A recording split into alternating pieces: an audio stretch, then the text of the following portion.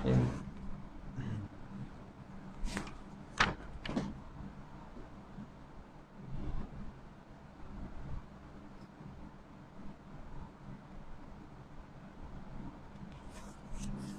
Alhamdulillahirabbil alamin wassalatu wassalamu ala asyrafil anbiya'i wal mursalin wa ala alihi wa sahbihi ajma'in. Qala al-musannif rahimahullahu ta'ala wa nafa'ana bihi wa ba'uluhu fi darin amin. Faslun idza ishtabaha alaihi tahirun bimutanajjisin ijtahada. Katanya apabila mukadimah apabila kesamaran ke atasnya suatu yang suci, tahirun, benda yang suci, maksud di sini contohnya air lah, bimutanajjisin, dengan suatu yang mutanajjis, suatu yang kena najis, ijtahada, dia kena ijtihad lah. Ijtihad ni badlul majhud fi tahsilil maqsud. Jadi masih lagi dalam bab air. Dah habis cerita pembahagian air yang 4. Masuk pula masalah tentang bekas-bekas air. Kalau contoh dia kata kita ada 2 bekas air, kemudian kita ragu hak mana suci, hak mana mutanajis. Contoh kita ada 2 timba. Kemudian ada orang bagi tahu kita satu timba, dia kata ada satu timba tu anjing jilat air dia. Jadi najis lah kan. Satu timba najis, satu timba bersih. Kemudian kita nak guna air tadi untuk berwuduk. Boleh tak pakai guna terus? Mana satu najis ni tak tahu. Satu suci, satu bersih, tapi tak tahu yang mana. Katanya ijtihada, maka kita kena ijtihad. Ijtihad ni bahasa Melayu kata apa ijtihad? Ijtihad ni kita bersungguh-sungguh lah untuk mencari mana satu suci, mana satu najis. Dengan alamat-alamat yang ada lah. Kita cuba tengoklah mana satu yang mana ada berubah warna kah, ataupun bau kah, ataupun kita tengok ayak tu ada riak bergerak kah kan. Maknanya anjing jilat tentu dia ada kesan. Jadi kita ijtihad lah, cuba tengok cek mana satu alamat ada. Lepas ijtihad wa tatahhara bima dhanna taharatu, dan juga bersuci ia dengan barang yang zon ia bersih. Jadi bila kita ijtihad, kita tengok mana satu yang kita rasa suci, kita guna yang tu, yang satu lagi buang lah. Sebab kita dah zon yang ni suci, kita ambil yang ni. Yang satu lagi najis, buang. Tapi kena ada alamat lah, kena ada tanda lah. Tanda apa-apalah, warna ke, apa-apa kesan ke. Boleh tak kita terus pakai? Ada orang bagi tahu, ataupun kita tengok timba. Ada orang bagi tahu lah, ada orang bagi tahu kata timba tu tadi anjing jilat. Kita memang nampak anjing tu jilat ayak dalam timba tu. Cuma kemudian kita lupa mana satu. Kan? Jadi boleh tak kita terus pakai? Kita nak wuduk ni ada 2 timba, pakai terus? Tak boleh. Kita kena ijtihad dulu. Cek dulu, tengok mana dulu. Tak boleh main terus guna ya. Tu cerita dia kalau ada 2 timba tu lah. Kalau kita ada ayak paip, ada ayak banyak, tak payah ada ijtihad apa tu, buang. Ini cerita dia kalau ada 2 tu saja kita nak pakai ayak mana. Atau kena ijtihad lah. Itu cerita dia kalau 2 bekas tadi adalah 2 air yang kita memang boleh pakai wuduk lah. Tapi kalau dua bekas tu, satu boleh wuduk, satu tak, memang tak boleh wuduk. Maksudnya bukan asal dalam taharah. Contohnya air kencing, itu tak payah ijtihad, buang. Satu air bersih, satu air mutlak, satu lagi air kencing. Memang air kencing, cuma air kencing tu dah jadi jernih, tak ada bau, tak ada apa. Jadi kesamaran, mana satu air kencing, mana satu air mutlak, itu tak boleh ijtihad, tu buang. Sebab syarat ijtihad ni mestilah kedua-dua yang kita kesamaran tadi adalah asal di dalam taharah. Kita boleh kita boleh guna salah satu, kedua-dua itu pada asal taharah lah. Pada asal taharah, maksudnya apa? Asal air tu boleh buat taharah lah, ataupun air tadi belum bertukar lagi kejadian dia kepada suatu benda yang tak boleh taharah. Asal dalam taharah ni maksudnya apa? Sama ada air tu mustamal ataupun air tu mutanajis. Sebab air mustamal kita boleh kumpul-kumpul jadi dua kolah, boleh pakai balik. Air mutanajis pun sama, kalau kita kumpul-kumpul dia boleh jadikan dua kolah, boleh guna balik. Jadi hak tu boleh ijtihad. Tapi kalau salah satu memang bukan boleh buat taharah langsung, itu tak ijtihad. Satu yang mutlak, satu ayat kencing, itu tak ijtihad. Ataupun satu kita kata ayat mutlak, satu lagi air mawar, itu tak ijtihad. Sebab air mawar memang bukan boleh buat taharah pun, maka tak payah ijtihad. Kita tayamum tu, kita buang betul, kita tayamum lah. Tapi kita ijtihad dululah. Dan syarat ijtihad tu ada lagi lah di dalam Busyra Karim ni, dia ada sebut lebih kurang 6 syarat ijtihad. Tak apalah tu. Kalau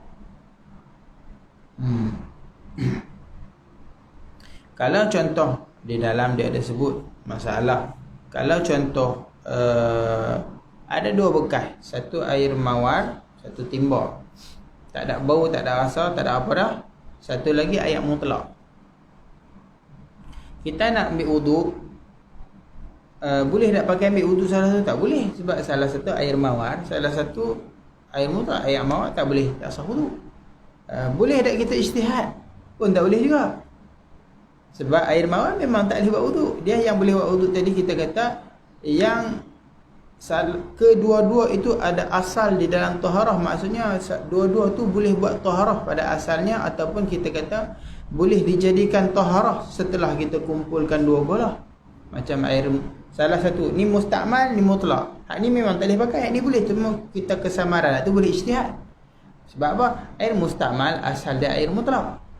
Dan air mustakmal kalau kita himpunkan jadi dua kolah, kita boleh guna. Jadi boleh ijtihad, boleh. Dalam masalah air mawar ni kita tak boleh ijtihad. Sebab dia bukannya asal taharah. Air mawar memang tak boleh kalau kita himpun pun tak boleh buat taharah. Dan asal-asal dia pun memang air mawar tu memang tak boleh buat taharah. Jadi kalau kesamaran air mawar dengan air wuduk, memang kita tak payah ijtihad lah. Habis tu nak buat macam mana ni, nak wuduk ni? Kalau wuduk kena air mawar tak sah. Jadi kata ulama, waktu tu dia ada dua cara. Hak pertama, kata ulama, kita wuduk kedua-dua bekas. Kita wuduk bekas pertama, wuduk muka tangan sampai kaki. Kemudian wuduk pula bekas kedua, muka sampai habis, sampai kaki. Sebab apa? Kita tak tahu hak mana satu betul. Kalau hak ni tak betul, maknanya sah wuduk kita dengan hak ni. Kalau hak ni tak betul, maknanya sah wuduk kita dengan hak ni. Jadi kita wuduk kedua-dua. Itu pertama yang disebut oleh ulama. Kemudian masalah ketika kita niat, macam mana? Hak ni kita basuh, kita niat wuduk. Hak ni kita basuh kat muka, niat wuduk. Tetapi ketika kita niat wuduk tu, kata ulama, tidak jazam. Ketika kita basuh muka guna hak ni, niat wuduk, saja aku wuduk, kita yakinkah wuduk kita sah dengan niat hak ni? Tak. Sebab kita tak tahu air mawar ataupun air. Kemudian dengan hak ni pun, bila kita wuduk, kita niat saja aku wuduk, kita yakinkah dengan niat kita ni, dengan air ni sah wuduk kita? Tak juga. Ketika itu kata ulama, ada taraddud dekat niat kita. Asal taraddud pada niat ni tak boleh. tetapi pada masalah ni ada darurat, maka dimaafkan, tak apa. Sepatutnya kalau kita ragu-ragu air ni sah ke tak sah, ni tak boleh. Jadi pada masalah ni nak buat macam nak, dimaafkan. Sebab kita dah tak tahu yang mana satu, maka dimaafkan. Kita tak dapat nak jazam pada niat bahawa air ni sah, kita tak dapat nak jazam putih macam tu, dimaafkan. Sama juga macam masalah kata ulama, kita tinggal satu solat, kemudian kita nak qada, tapi kita lupa. Ada satu solat kita tak sembahyang, tapi tak ingat subuh ke, maghrib ke, isyak ke apa, kita tak ingat, tapi satu je. Itu kita nak qada macam mana? Qada 5 waktu. Kita qada subuh, zuhur, asar, maghrib, isyak, supaya apa? Hasil satu tadi. Habis hak 5 ni sampai 5 pasal apa? Hak qada satu je, pasal apa buat sampai 5? Supaya kita yakin dapat satu tu. Jadi tak ada jazam pada niat lah. Sebab kita kata boleh jadi aku qada subuh, boleh jadi aku qada zuhur, boleh jadi. Itu tak apa, dimaafkan, kata ulama. Itu cara yang pertama. Tapi yang afdal, kata ulama, cara yang kedua. Bahkan cara yang kedua ni sebahagian ulama kata wajib. Cara pertama tadi tak boleh guna, tapi cara kedua ni kata ulama wajib guna cara ni. Sebab cara yang kedua ini adalah cara yang jazam dengan niat. Sebahagian ulama kata tak wajib nak bukan hak pertama tadi pun boleh, cuma cara kedua ni afdal. Ni cerita dia kalau kita tak ada ayat lain kita ada ayat mutlak dengan ayat macam mana nak buat. Pada basuhan pertama yang kita nak niat tu, kita ambil dua-dua ayat.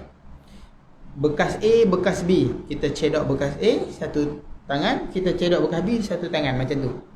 Kemudian kita sapu di muka kita macam tu. Dan kita niat sahaja aku mengambil wuduk. Ketika kita niat sahaja aku mengambil wuduk tu, jazam pada niat tak? Ketika tu jazam pada niat. Sebab apa? Memang salah satu dia memang air mutlak. Memang ketika kita niat tu memang niat untuk wuduk dan wuduk kita sah. Kalau masalah pertama tadi, kita niat wuduk, kita tak yakin sah ke tak. Sebab ketika kita ambil bekas A, kita wuduk. Saja aku mengambil wuduk, kita tak yakin sah wuduk. Boleh jadi air tu air mawar, maka niat tadi tak terpakai. Hak ni pun sebab boleh jadi niat air mawar, maka niat tadi tak terpakai. Tapi kalau masalah kedua ni, kita ambil dua tangan kita macam tu, kita basuh situ. Ini kita yakin sah wuduk kita ketika kita niat. Sebab apa? Salah satu air yang kena muka kita tu adalah air mutlak.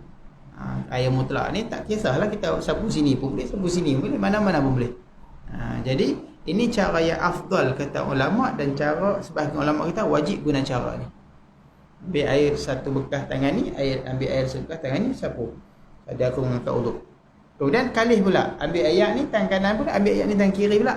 Kalih pula ayat. Tadi ayat ni di sini, ni kalih pula main di sini. Lepas tu buat dia tidak. Supaya bahasan pertama tadi kena belah ni kena ayat A dan ayat B, belah ni pun kena ayat A dan B macam tu. Niat macam tu, baik kena. Itu bahasan. Tapi kalau kalih tu hak buat kali pertama sekali tu pun dah tak apa dah. Cuma sempurnakan seterusnya dengan satu-satu ayat sampai selesai pun tak apa. Maksudnya macam ni, pertama kali tu saja yang kita buat dua-dua tu.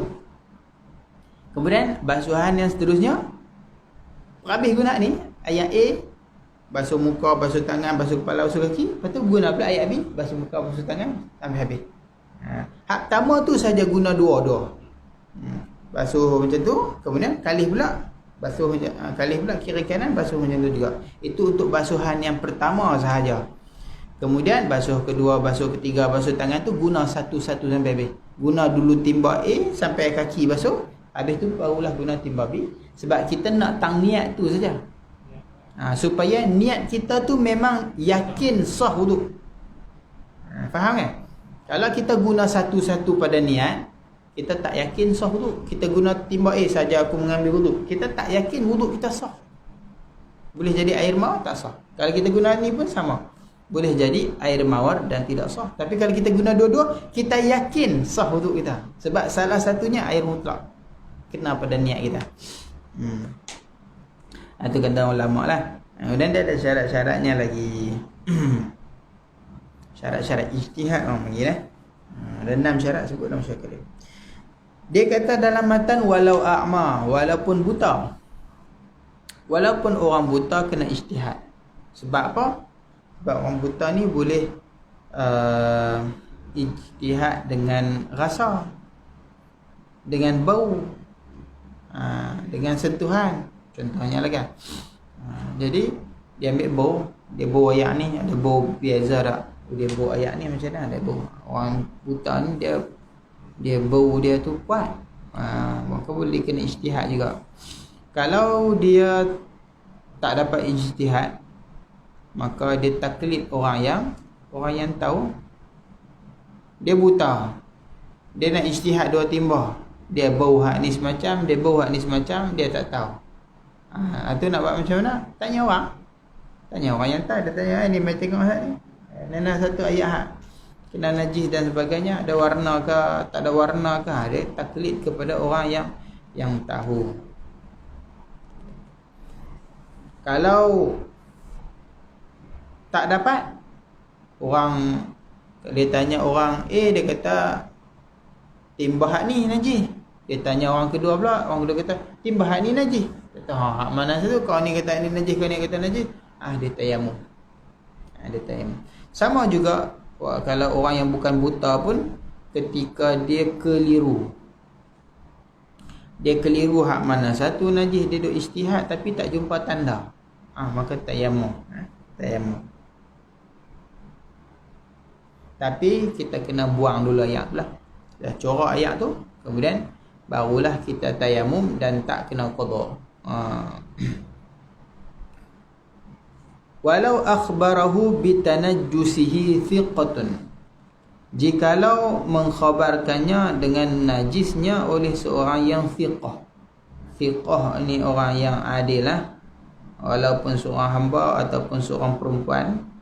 Bagi tahu, dia kata yang bekas najis. Ada orang main lelaki kita, dia pun main tu kita, dia kata ni timba tu jangan duk pakai, yang tu kena najis tu. Wa bayyana sabab, dan dia pun terangkan sebab. Dia cakap timba tu tadi ada tikus mati jatuh lah tu, tapi ada budak buang dah lah tikus tu, kena najis lah. Dia cerita kat kita sebab apa jadi najis. Masalah kedua, kana faqihan muwafiqan, ataupun ada seorang alim faqih yang muwafiqan, yang sama mazhab. Muwafiq ni maksudnya yang sama mazhab dengan kita, ataupun dia tak sama mazhab tapi dia tahu mazhab kita. Dia orang alim mazhab Maliki, tapi dia tahu kita mazhab Syafi'i, dan dia tahu macam mana mazhab Syafi'i menganggap satu air tu jadi najis. Maka bila dia bagi tahu, i'tamadahu, berpegang dengannya, wajib kita pakai cakap dia. Dua masalah tak sama. Ada seorang lelaki, dia tak alim tapi dia thiqah, percakapan dia tu kita boleh percaya. Dia kata, ni abang, ayat dalam timba ni tak boleh pakai, dia najis. Kita kena pegang ni, cakap dia tak lagi, tak wajib pegang lagi. Tetapi bila dia terang sebab, tu wajib. Dia kata, dia tanya, pasal apa tak boleh guna? Dia kata ada tikus mati jatuh dalam tu, saya buang tadi, saya buang tikus tu. Ketika tu kita kena pegang cakap dia, timba tu tuang, kita tak boleh pakai. Ataupun kita kata jangan berwuduk dengan dia lah, kita kena pegang cakap dia sebab dia bagi tahu. Masalah kedua, faqih, orang alim, dia mai bagi tahu kepada kita dan dia tak terang apa-apa sebab pun kena. Dia kata ada ustaz mai, dia kata ni timba hang jangan duk pakai tu najis tu. Kita faham, okey, baik ustaz. Dan dia tak habaq sebab jatuh tikus ke, sebab anjing jilat ke, sebab dia tak bagi tahu. Tapi kita kena pegang. Sebab apa? Sebab dia orang alim, dia bila dia kata najis, dia tahu sebab apa. Dia tak payah terang kita. Tapi orang yang thiqah tu, dia kata ni najis. Dia ni orang thiqah tetapi tak alim, dia cakap betul. Tapi boleh jadi dia tak ada ilmu tentang najis. Kalau dia kata tu ayat tu najis, kita kata oh najis. Kita tak tanya dia sebab apa, kita terus tak pakai. Tak boleh. Sebab boleh jadi dia tengok cicak mati dalam tu, dia kata, oh najis ni, dia pun buang cicak tu, dia habaq kat orang ayat najis. Padahal cicak dimaafkan, tak najis. Dia memang cakap betul apa yang dia tengok, dia anggap tu najis, dia habaq lah. Tapi sebenarnya salah. Sebab tu orang yang bukan alim, maksudnya dia tidak ada ilmu dalam bidang najis-najis ni. Kalau dia alim ni tak semestinya alim. Alim tu alim ni maksud dia arif, dia reti dalam bidang najis bab air. Dia kata itu najis. Kita percaya cakap dia sebab dia reti. Adapun orang yang mungkin orang awam, orang biasa yang tak apa nak mahir sangat, dia kata tu najis. Kena percaya? Dah lagi kena tanya lu. Pasal apa najis? Lepas tu dia habaq gini-gini. Barulah kita pegang cakap dia. Itu beza dua orang. Tapi mesti thiqah nah. Keluar daripada thiqah siapa dia?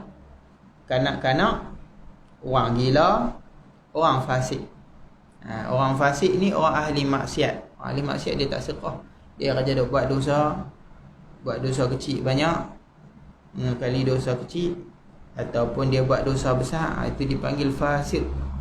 Sebab apa orang fasik ini? Sebab dia tak jujur, tak amanah dengan Allah. Dia duk buat dosa, boleh jadi dengan manusia pun dia tak jujur juga, tak amanah juga. Orang fasik ni boleh jadi menipu. Jadi kita tak wajib percaya cakap orang fasik. Begitu juga kanak-kanak. Bukan kerana kita katakan nak budak-budak tak mohon, tak. Tapi sebab dia fuqaha tak senaraikan dia dengan fiqah. Adalah sebab-sebab dia kan. Dan orang gila memanglah takkan kita percaya cakap orang gila kan.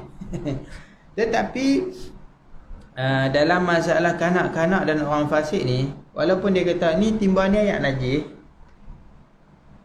kita tak dengar lagi cakap dia. Tapi kalau sampai had mutawatir, had tawatur. Mutawatir ni apa? Sampai had bilangan yang tak mungkin kita kata mereka semua ni pakat-pakat tipu kita.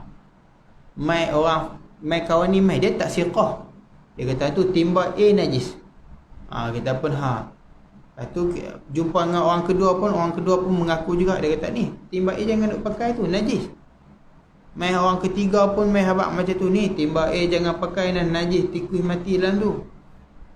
Sampai ramai pakat mai kita kata, depa ni semua pakat ke? Tak mungkin dengan jumlah yang ramai macam ni pakat-pakat duk kelentong kita. Tak. Depa tak ada pakatan. Bukan perkataan harapan tak. Jadi ketika tu percaya. Bila sampai had mutawatir, walaupun kanak-kanak, walaupun orang fasik, kita kena percaya. Itu pertamalah. Ataupun yang masalah kedua yang kita boleh percaya juga orang yang tak fiqah macam kanak-kanak dan orang fasik ni, apabila kan kalau dalam masalah kanak-kanak tu contohnya dia mengaku ataupun dia cerita tentang perbuatan dia. Dia tak cakap najis sebab tikus ke, najis sebab bangkai ke apa, dah. Tapi dia kata dia kencing dalam tu. Dia kata timbal tu, dalam timbal tu dia kencing, dia kata. Tu kita boleh percaya dia. Maknanya timbal tu kita jangan pakai sebab dia buat pengakuan diri dia. Dia bukan kata tu najis sebab kadang-kadang kadang dia kerti pun najis tak najis. Tapi ni dia bagi tahu dia kencing dalam tu. Dia kata dia kencing dalam tu. Tu boleh percaya. Ataupun masalah yang ketiga yang kita boleh percaya, walaupun bukan kita kata mutawatir, tak ramai, tetapi kita percaya. Maka boleh kita boleh beramal dengan perkataan ni. Dia ni fasik, dia ni orang yang buat dosa. Dia bukan orang siqah, orang yang tak jujur. Tapi bila dia cakap, kita percaya. Boleh beramal dengan perkataan dia. Ataupun kanak-kanak, dia budak saja, dia tak balik lagi, tapi dia dah besar dah. Dia sampai umur 14 nak masuk 15 dah ni, ataupun umur 13 dah. Dia pun budak-budak yang duk mengaji. Dia ngaji pondok, dia reti hukum hakam, dia mai bagi tahu kita, abang ni tak boleh pakai timba ni, najis sebab apa? Tadi tikus mati masuk dalam tu, jatuh. Kita pun baik. Boleh pakai tak cakap budak tu? Kalau kita percaya dengan dia, kita boleh pakai. Dia tak termasuk senarai orang yang wajib kita percaya sebab dia bukan siqah, dia kanak-kanak. Tetapi bila ada rasa kepercayaan, hati kita kata, tengok budak ni cakap betul ni, tengok bagus pun. Kita percaya apa yang dia cakap dan kita tahu dia reti dengan apa yang dia cakap. maka wajib pakai cakap dia. Itu masalahnya. Maksudnya apa? Ayat tu kita tak payah ijtihad apalah. Ayat tu kita tak payah ijtihad apa. Habis itu masalah ijtihad di dalam bab air. Kemudian masuk masalah kedua pula, masalah bekas-bekas air. Katanya, sebab apa bincang bekas? Sebab bekas ini dipanggil wasailul wasail. Kita nak sembahyang, kita kena berwuduk. Kita kena mandi, kita kena tayamum. Jadi wuduk, mandi apa semua tu dipanggil wasilah, perantaraan nak menyampaikan kita kepada solat. Dan ada yang namanya wasailul wasail, wasilah kepada wasilah, iaitu apa? Bekas. Sebab nak berwuduk kita kena pakai bekas. Jadi bekas ini wasilah yang nak menyampaikan kepada wasilah, iaitu wuduk. Yang mana wuduk itu wasilah untuk sampai kepada solat. Jadi bekas ini dipanggil wasailul wasail. Juga kita kita bincang juga di dalam kitab fiqh ni, ulama-ulama ni sebut juga masalah dia. Dari segi haram tak haram. Katanya wa yahrumu isti'malu awanidh zahabi wal fiddah illa lid-darurah. Dan haram menggunakan bekas daripada emas dan juga perak. Haram guna lah. Ini bukan bab perhiasan. Bab perhiasan, mah perak boleh pakai pada perempuan, mah boleh pakai, lelaki boleh pakai pada cincin dan cincin contohnya. Perempuan boleh pakai kedua-dualah, emas ataupun perak, tetapi dalam bab perhiasan. Rantai emas boleh, gelang emas boleh, pinggan emas tak boleh, cawan emas tak boleh. Apa saja jenis penggunaan, sama ada dia nak buat cebok emas ke untuk berwuduk ke, ataupun pinggan emas buat makan ke, buat minum ke, ataupun kita kata pakai untuk kanak-kanak ke pun tak boleh. Tak boleh, sebab Nabi kata jangan pakai. La tashrabu fi awanidh dhahab wal fiddah wa la ta'kulu fi sihafihima. Jangan minum dalam bekas emas perak, jangan makan dalam bekas emas perak, Nabi kata. Hadis sahih Bukhari Muslim. Tak boleh pakai. Nabi tak bagi makan, Nabi tak bagi minum, guna dua bekas. Faham daripada situ bukan makna Nabi tak bagi makan saja, tetapi tak bagi pakai. Tak kiralah buat makan ke, buat minum ke, asalkan namanya emas, kita menggunakan alat, tak boleh. Kita buat pen emas, boleh, tak boleh. Jam emas tak boleh. Cincin, ya, cincin tak boleh. Orang lelaki tak boleh pakai perhiasan emas.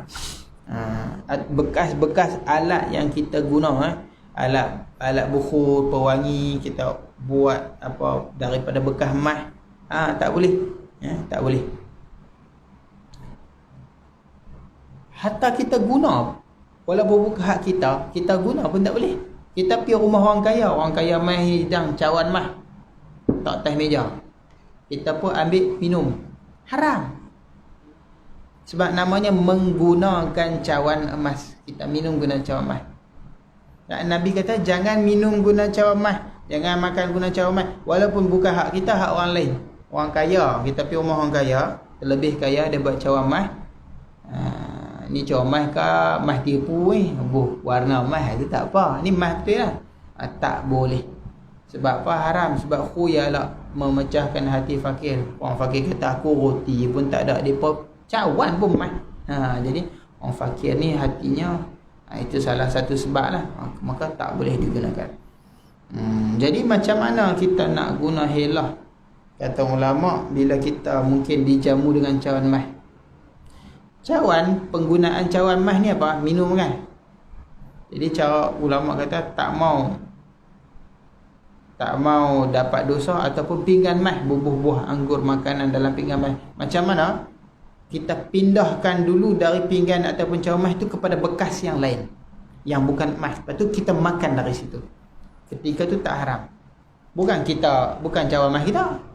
cawan mas orang kaya, dia jamu kita, tapi nak buat macam mana?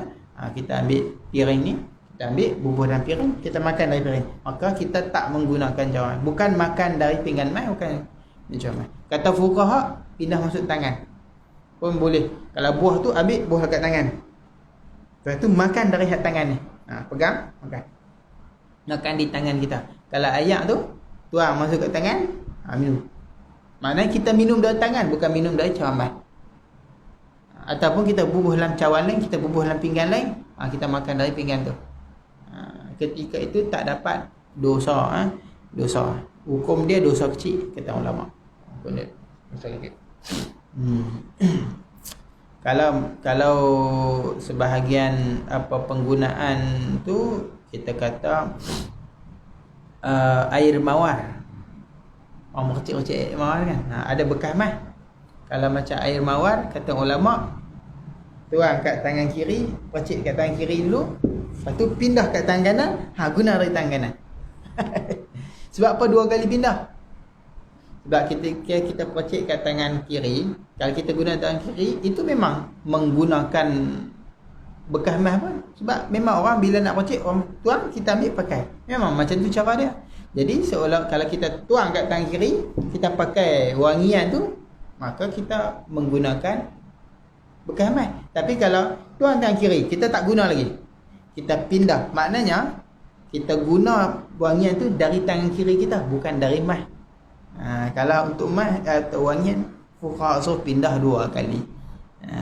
Maknanya ala kulli hal tukar dululah. Jadi mas tak boleh lah, guna apa saja tak boleh. Tetapi benda ni kadang-kadang tu, kalau cerita-cerita orang dulu ni, orang dulu kaya-kaya memang ada, orang dah tak ada kaya pun dia tak buat lah pinggan mas, cawan mas. Raja-raja lah kot nak ada pun pen mas ke apakah. Tapi kalau orang lah kebanyakan kaya tak ada. Okay. Kalau ada macam mana? Kalau ada macam mana? Kita tengok rumah orang kaya, dia simpan dalam almari cawan mas, pinggan mas. Benda tu haram, kita kena larang, betul tak? Baik, di sana kalau di dalam kitab Bajuri dulu kita dah baca benda tu ada khilaf. Benda tu ada khilaf. Sebahagian pendapat, contohnya macam Qaul Qadim dalam mazhab, dia kata makruh, bukannya haram. Dia tak haram, dia makruh. Dan kita kata Qaul Qadim. Kata qil, ada sebahagian pendapat ulama haram hanya untuk makan dan minum. Nak simpan tak apa. Kita ada cawan mas, simpan pameran orang kaya, takkan dia pun tak makan cawan mas, tapi dia buat hiasan. Dalam almari dia ada pinggan mas, cawan mas. Kata ulama simpan pun tak boleh, itu muktamad. Sebab apa? Kalau kita simpan membawa kepada kita nak guna. Kok satu hari tak ada cawan apa, hari kita pakai. Simpan pun tak boleh, haram. Tetapi sebahagian ulama kata tak, hak haram ni makan minum je. Sebab apa? Sebab dalam hadis Nabi kata makan dan minum. Makan dan minum. Hak lain Nabi tak sebut. Maknanya kalau nak simpan saja boleh? Boleh. Buat makan minum je haram. Pen mas boleh tak? Pen mas boleh. Sebab apa? Sebab bukannya makan minum. Begitulah maksudnya. Tapi awal ni lah nak bekas-bekas lah. Itu khilaf saja lah, khilaf ulama. Dalam Busyra Karim dia habaq menghiasi rumah, masjid, kubur dan lain-lain dengan emas dan perak haram. Sama juga. Hatta Kaabah dia dah. Masjid-masjid kita nak hias mas locak je mas. Kalau hias mas betul hilang. Kaabah memang mas. Sulam betul kan? Sulam dengan mas. Kalau ikut mazhab kita Syafi'i, muktamadnya kau boleh haram lah menghiasi dengan emas. Cuma di sana adalah pendapat-pendapat khilaf dan sebagainya. Wattikhaduha, dan mengambilnya, kita simpan, hukumnya haram. Ni muktamad Syafi'i dah. Walau ina'an saghiran, walaupun bekas kecil, kamukhulatin, seperti mana mukhulah. Mukhulah ni apa? Kita kata celak. Batang celak kecil kan, batang celak, botol celak kecil. Haram juga, haram. Mas lah, mas. Mas perak haram, tak boleh. Kalau orang dulu pakai tembaga. Tembaga. Kecuali kalau ada hajat lah. Habis. Kemudian masalah tadbib pula. Masalah terakhir, masalah tadbib, masalah kita tampal. Cawan besi, cawan perak, cawan baga ataupun sebagainya kita tampal dengan emas, kita tampal. Salut masalah mumuah. Masalah mumuah, masalah ketiga last. Ini masalah Balamat ni masalah tadbib dulu. Dia cerita masalah tampung. Dia ada dua, masalah salut dan masalah tadbib, masalah tampal. Contohnya pinggan retak, cawan retak, dia ikat dengan emas. Bekas yang pecah-pecah, dia tak mau bagi pecah, kan dulu ikat, dia ikat dengan besi, ikat dengan apa? Dia ikat dengan emas, dengan perak, boleh tak? Katanya wa ma dhubbiba bizahab,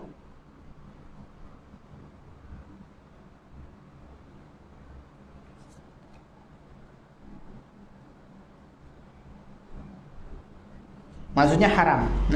Wa ma dhubbiba bizahab, dan yang ditampal dengan emas pun haram juga. Haram sama macam kita guna bekas emas, bekas perak, haram. Hak tampal, tak kiralah tampal tu ada hajat ke ataupun tampal tu perhiasan ke, ada hajat. Benda ni ada khilaf dan ada tafsir, tak apa. Cuma matan ni sebut macam tu, kita pun baca macam tu je. Tapi pada bab perak ada tafsir. Dia kata wala yahrumu ma dhubbiba bil fiddah, dan tidak haram barang yang ditadbib, ditampal dengan perak, illa dhabbatan kabiratan lizinah, melainkan tampalan besar kerana perhiasan. Emas memang tak boleh, walaupun ada khilaf, tetapi di sini matan muktamad dia kata tak boleh. Emas tak boleh. Kita tampal bekas-bekas kita dengan emas, ikat dengan emas, tak boleh. Tapi dengan perak ada tafsir. Tafsir dia macam mana? Sini.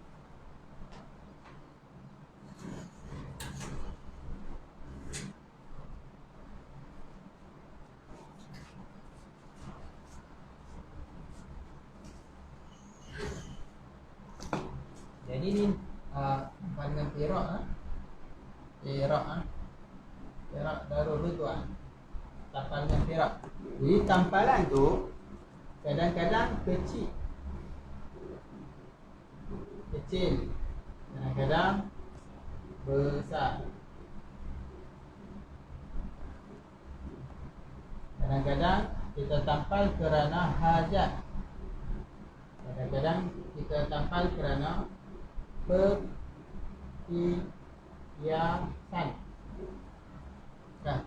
Ada tampal kecil, besar ni tengok huruf tengok setempat orang kata tu besar, tu kecil, tengok orang Ada kadang-kadang kita tampal besar, ada kadang-kadang tampal hajat. Hajat ni maksudnya apa? Contoh dia pecah, kita nak ikat. Contohnya berlubang, kita nak tutup. Itu dipanggil hajat. Ada kalanya sebab perhiasan, tak ada sebab apa saja nak bagi cantik itu perhiasan. Baik, yang haram yang mana? Ni. Kalau ada dua benda ni haram.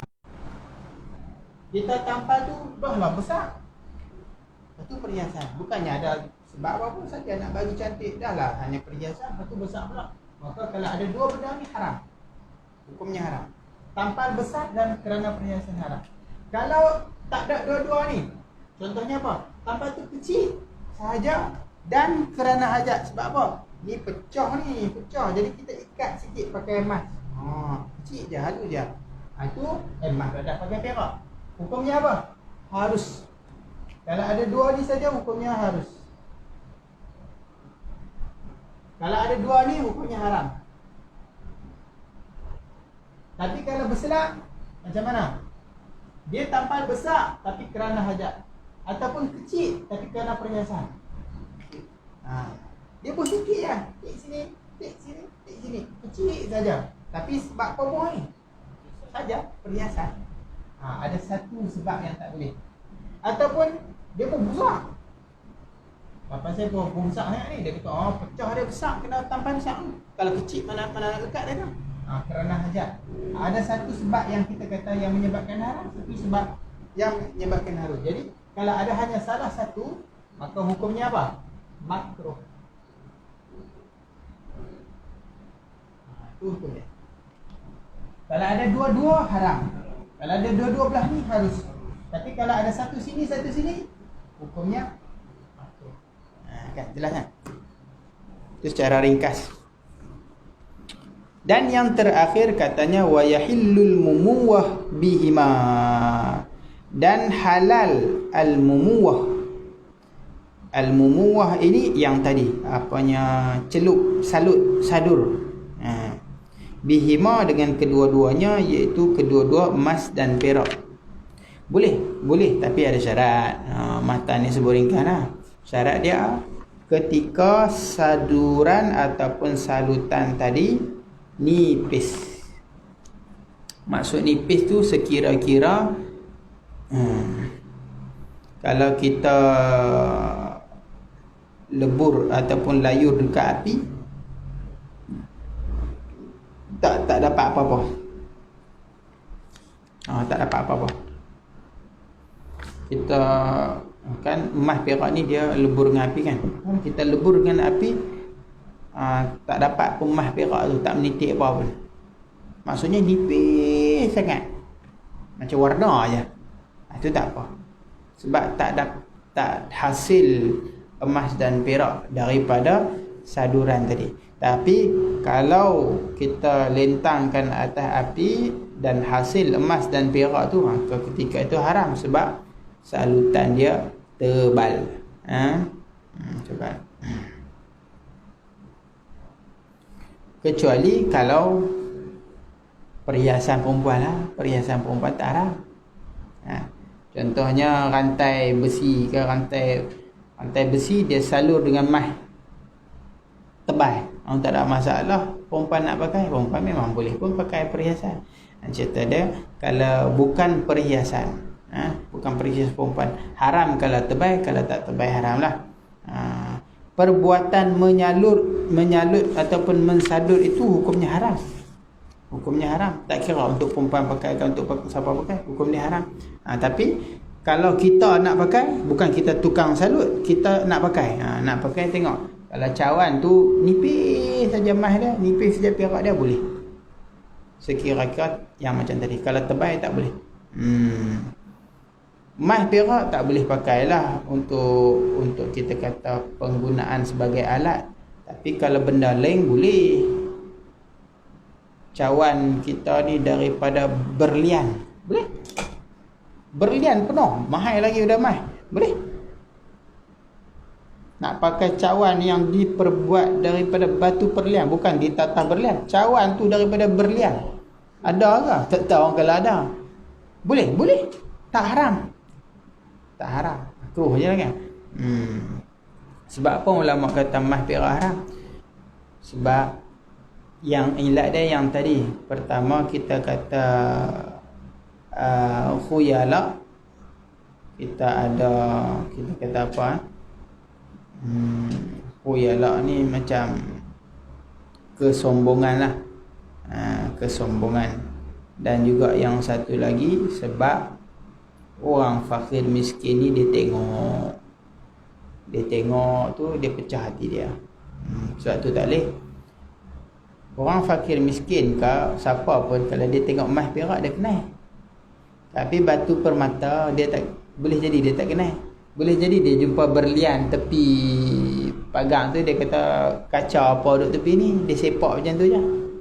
Jadi orang fakir miskin ni dia akan berlian ni, orang yang ahli dia kenal, orang yang bukan ahli dia tak kenal batu permata ni. Walaupun mahal tapi orang tak kenal. Tapi emas dan perak semua orang kenal. Orang kaya, orang miskin jumpa tepi jalan, dia sapu. Jadi sebab itulah emas dan perak tak boleh, kerana ada sebab yang mengharamkan. Habis kemudian masuk bab khisalul fitrah pula lah. Bab siwak, bab apa lagi, bab potong kuku, bab potong cabut bulu ketiak, bab warna uban. Ini dipanggil khisalul fitrah. Potong misai, pakai wangi-wangi tu. Tiada. Bab pakai selipar, cabut janggut, apa hukumnya, potong rambut. Bab khisalul fitrah. Wallahu a'lam. Satu je lah. Nak pergi juga.